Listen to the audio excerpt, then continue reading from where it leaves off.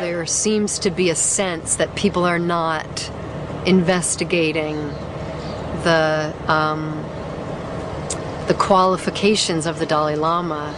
I mean, sure, he stands for, you know, a lot of wonderful things, and I think that's great. You know, he stands for peace and other things, but I feel like there's a bit of a mob mentality in the sense that it's like the Dalai Lama and then no questions asked. And that's very frightening to me, actually, if you look at history and you know, people, you know, they attain a certain level of popularity, and then, you know, basically they can do whatever they want under cover, and people will just go along with it. And so it's frightening to me because he, you know, he has attained a certain level based on a lot of good stuff.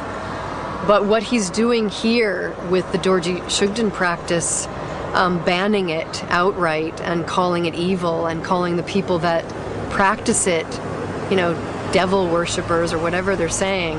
And then this huge population of people just believes it because he's saying it. That I find frightening. Persecuted because he's enforcing the ban more radically as of late, particularly since January. He launched a referendum which by Western terms is not democratic. There's no choice to abstain. You're not in a secret booth, you're in a public hall. You don't have the choice to abstain, as I say. And if you do not conform with the view that the Dalai Lama is advocating, which is to abandon the prayer, you do not receive an identification card. Without it, you're denied medicines when you go to hospitals, you're denied an education in schools, school children, you're denied education in monasteries, you cannot buy food in shops, you cannot go to restaurants. There's signs in these villages, in the towns, in the Tibetan exile community at large about this right now. Because the Buddhist community doesn't just exist in Tibet, the country, you know. Since he left, Tibetan Buddhism has existed everywhere, because the Tibetan exile community exists everywhere, Europe, America, Canada, India in particular. So what he's doing is affecting people internationally. People are suffering internationally, but because he has this big profile with his media celebrity status, people are listening to the words he's teaching, but not checking to see if he's practicing what he's teaching. And this is a great shame for somebody who's advocating a very peaceful religion.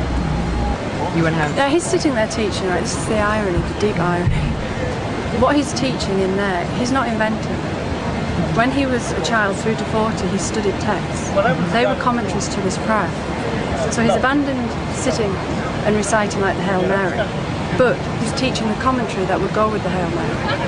So he's making money from the commentary, but he's denouncing and denying the prayer. That's it in a nutshell.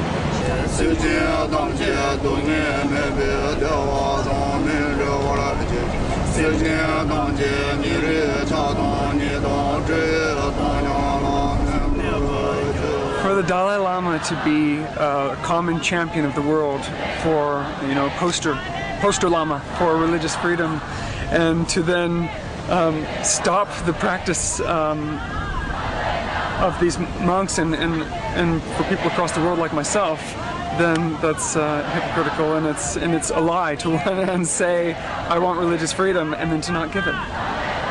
Very deceiving, yeah, lying, deceiving, to be saying one thing and doing another, based on some, what it seems to me to be very flimsy reasoning, very flimsy origins. So it makes me very uncomfortable. Very uncomfortable, especially that, you know, most of the population doesn't see that.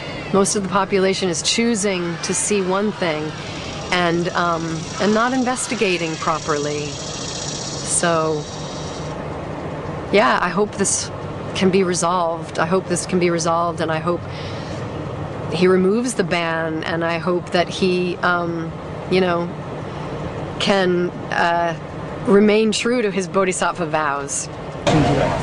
I would just ask him to give religious freedom to innocent people who want to practice a very innocent ancient prayer, which brings